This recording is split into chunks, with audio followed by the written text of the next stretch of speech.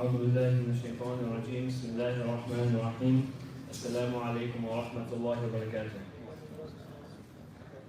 We begin by praising Allah subhanahu wa ta'ala. We bear witness that none has the right to be worshipped or unconditionally obeyed except for Him. And we bear witness that Prophet Muhammad sallallahu alayhi wa sallam is the last messenger. We ask Allah to send His blessings on him, the prophets before him, his family, and everyone who died in the state of Iman. Ameen. Brothers and sisters, we are all part of the great Ummah of Islam. We are all Muslim, and we all follow the prophets and the angels and Allah subhanahu wa ta'ala. And among these prophets is the greatest of the prophets and the last, Prophet Muhammad sallallahu alayhi wa sallam. In many ways, Prophet Muhammad sallallahu alayhi wa sallam was a role model to us all, and not just to us, but to the entire Ummah.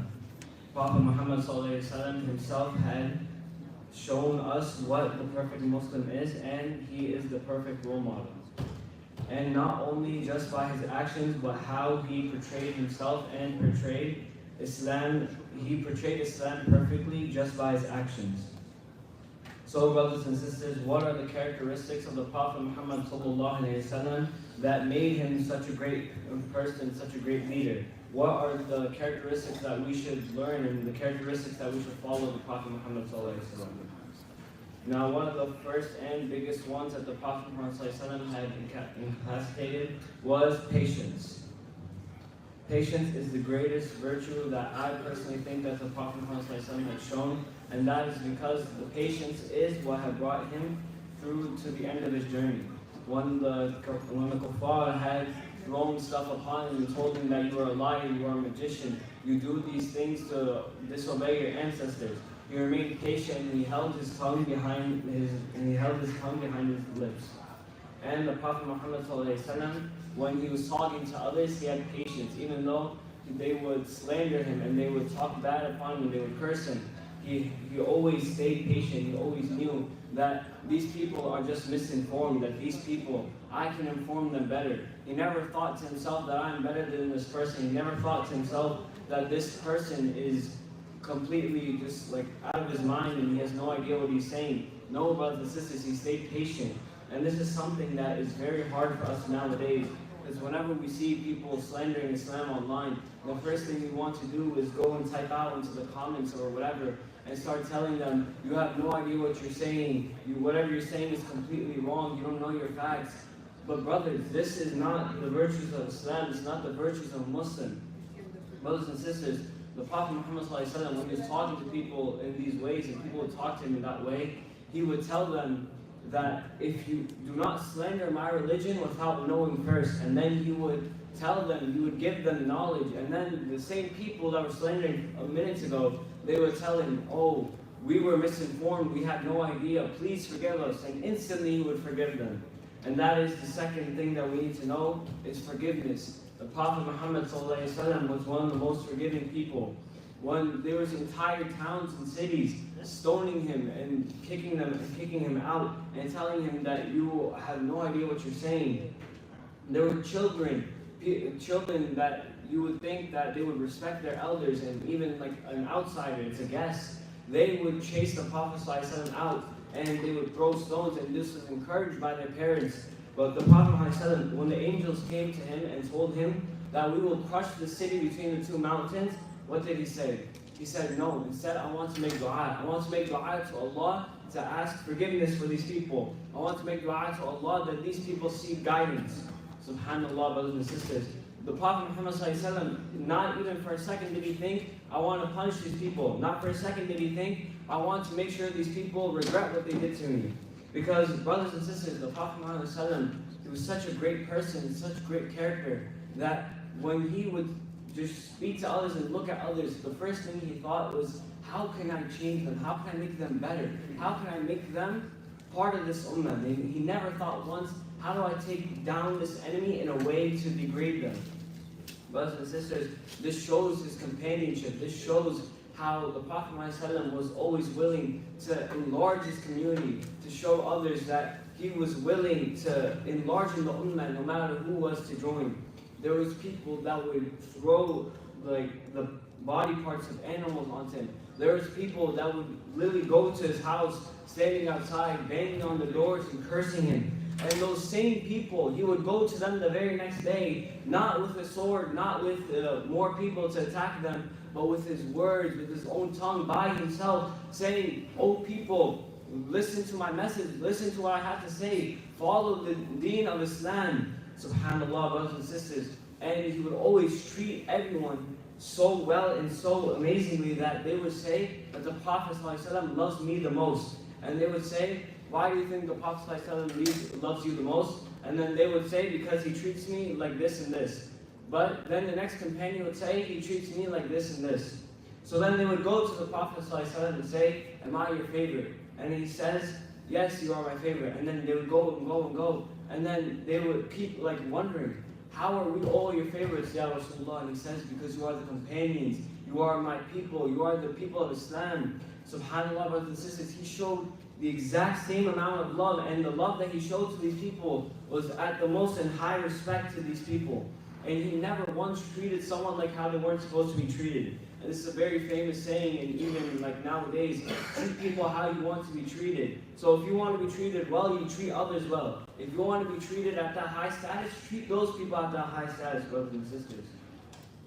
The next one is a very common one, but it's something that we tend to overlook.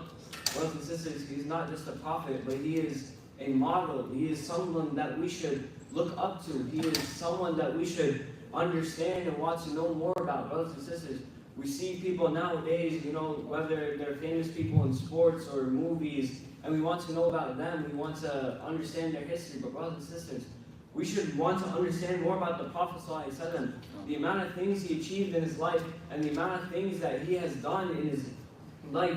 He has won wars, he has lost wars, he has gained companions, he has lost companions. Brothers and sisters, his own family used to go against him, but still he went through those trials. He was stoned by his own people, he was taken out by his own people, and boycotted for years on end, which made him lose his wife, his wife and his uncle, brothers and sisters, and his grandfather. Brothers and sisters, this kind of resilience is not found among a lot of people. There are people who would break under the pressure of just losing one person. Brothers and sisters, the Prophet ﷺ has lost thousands and thousands of people in his lifetime. And not only this, but he was also shunned by thousands and thousands of people. More people than there were actually around him. And this shows us his resilience and his attentiveness. How he didn't force the deen upon people. Even the people that would go up to him and he would talk to them face to face, and they would, to his face, to the face of a prophet, to the face of a man who was blessed by Allah, they would say, "You are completely wrong." And he would still not even try to force the deen upon them. He wouldn't say, "No, you are completely wrong, you need to follow the deen, or you will go to Jahannam." He would advise them, and then he would go on with his day because he knew that he's doing what he can to his utmost ability. And brothers and sisters, when we look at this, it is so hard for us to understand because, subhanAllah, I actually see so many people online, when they try to convert others to Islam or try to tell people about Islam, they say it in such a way that they are, the people around them feel uncomfortable. And they feel like, oh, this is a religion of peace? How does that make sense? I feel like they're kind of screaming at me to join this religion. And then, they have people in the comments or people typing angrily, "Oh, why are you not listening to them? Why are you not following Islam? Whatever he's saying is completely true." And yes, whatever he's saying is completely true, but you're saying it in such a way that your mannerisms are showing completely the opposite of why you're trying to preach to them. Imagine you're preaching to someone about peace and how Islam wants to make companions with everyone, and you're forcing it on them. How is that peace? How is that the religion the religion of Allah? How is that the religion that will take you to Jannah? Brothers and sisters, everything he did was for the sake of Allah. Everything the Prophet Muhammad ﷺ did was for the sake of Allah. Every small action, every small thing he did in this dunya was for the sake of Allah. He literally embodied the perfect Muslim of Islam, and that is something that is so hard to understand because even when he woke up, he was making dua to Allah subhanahu wa ta'ala that he woke up that day. every time he had done an action, he was saying Bismillah to invoke some faith of himself. And every action he was doing, he had to remember Allah subhanahu wa ta'ala. Even when he was in gatherings, he would always bring Islam into the mix. And a lot of us get mad nowadays whenever we're trying to do something, and then your parents come in and then they're asking, oh, did you pray your salah? Oh, did you do this? Did you do that? You should be more like this person, that person.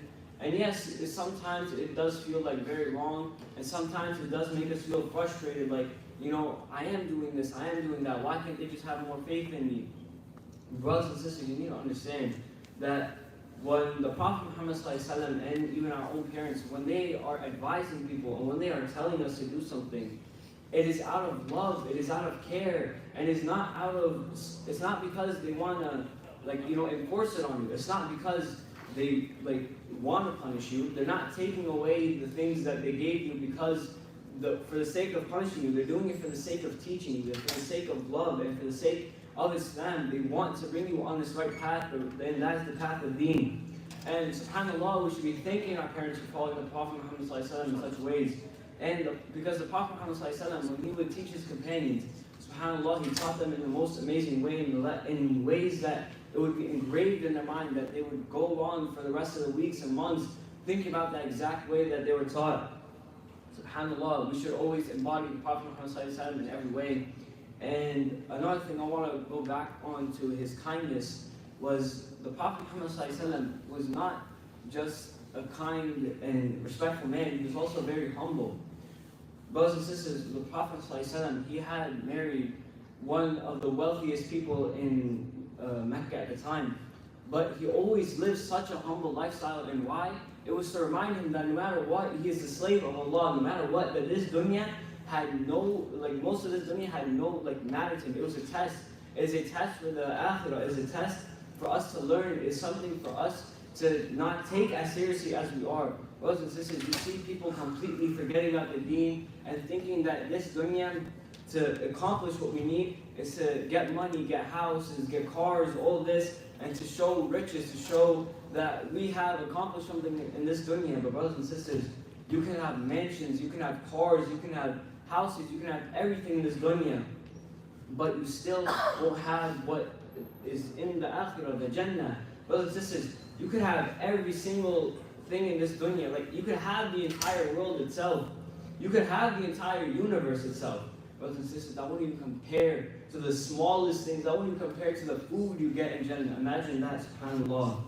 And this is why we always have to look back on the Prophet ﷺ, not just the Prophet Muhammad ﷺ, but all the other prophets, Prophet Yusuf, Prophet Adam, Prophet Ibrahim. All these prophets have embodied such good characteristics and such good qualities that they always were embodying Islam at every moment, because they knew that someone one day is going to look upon me. There are going to be people that have never seen me with their eyes.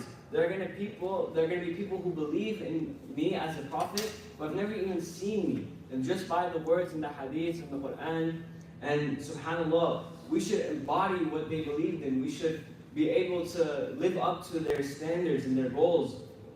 Brothers and sisters, we ask Allah subhanahu wa ta'ala to help us do our very best to follow these prophets and to follow their qualities and characteristics. Assalamu alaikum wa rahmatullahi wa barakatuh.